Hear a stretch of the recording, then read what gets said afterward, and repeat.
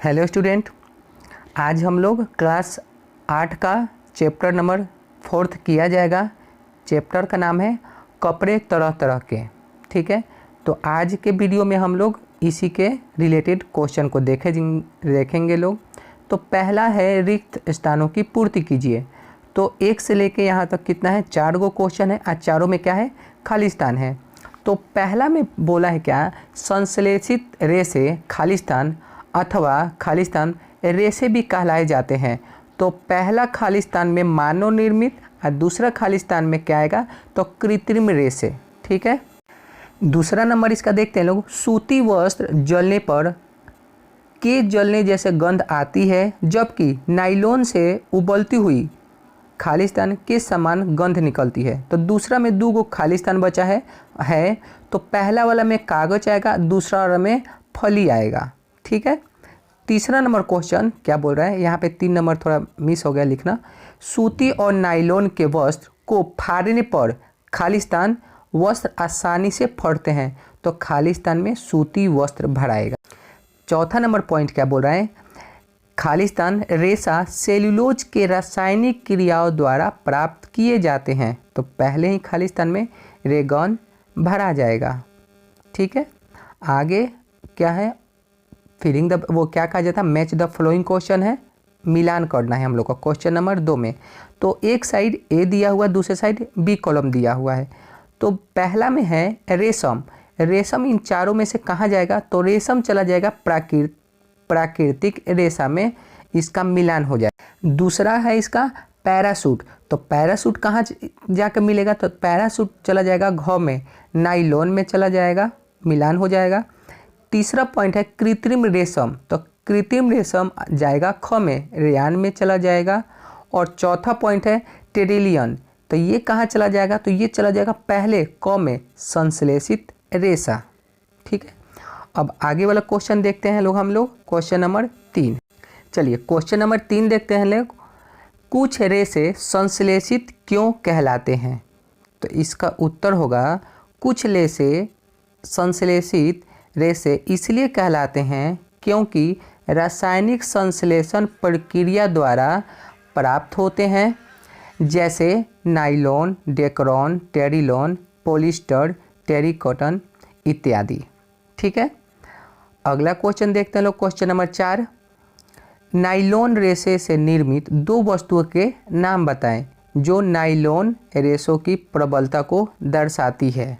तो इसका उत्तर हो जाएगा पैरासूट और चट्टान पर चढ़ने हेतु रस्सी के जो रूप में प्रयोग किया जाता है वह नायलॉन का बना होता है।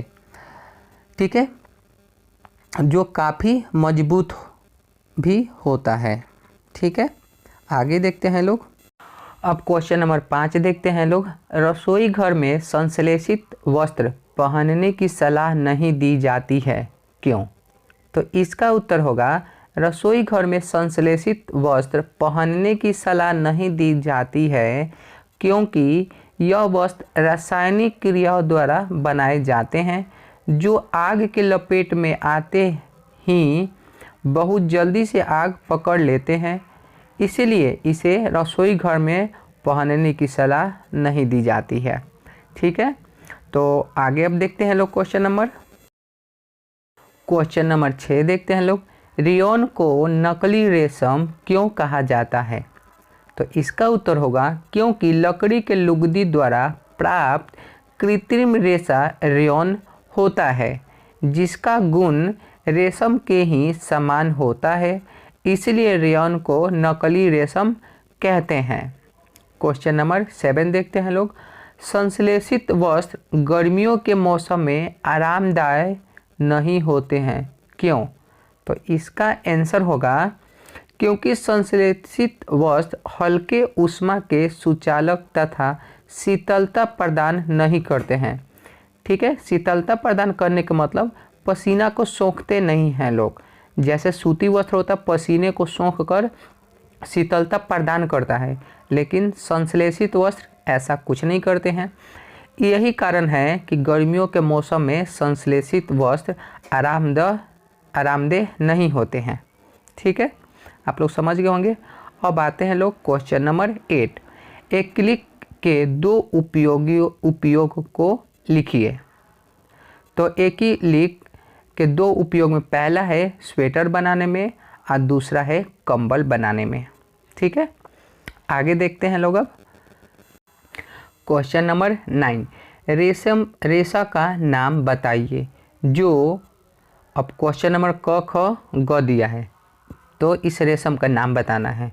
तो पहला नंबर क्या है, जलने पर जलते हुए कागज का गंध देता है। ठीक है, मतलब जलाने पर कागज के जैसा गंध देता है। तो इसका आंसर होगा रेयॉन, जो होता है जलने पर कागज के समान गंध देता है। दूसरा ख में आते हैं लोग। तो जलने पर जलते हुए बाल का गंध देता हो। तो बाबू इसका आंसर होगा रेशम, जो होता है जैसे बाल का गंध होता है उसी तरीके से इसको जलाने पर गंध आता है। ठीक है, ग नंबर में क्या बोल रहा है, जलने पर उबलती हुई फली का गंध देता हो। तो ये शुद्ध नायलॉन जो होता है इसका आंसर होगा। अगला क्वेश्चन 10 नंबर देखते हैं। क्वेश्चन नंबर 10, संश्लेषित रेशों का औद्योगिक निर्माण वास्तव में वनों के संरक्षण में सहायक रहा है, टिप्पणी कीजिए।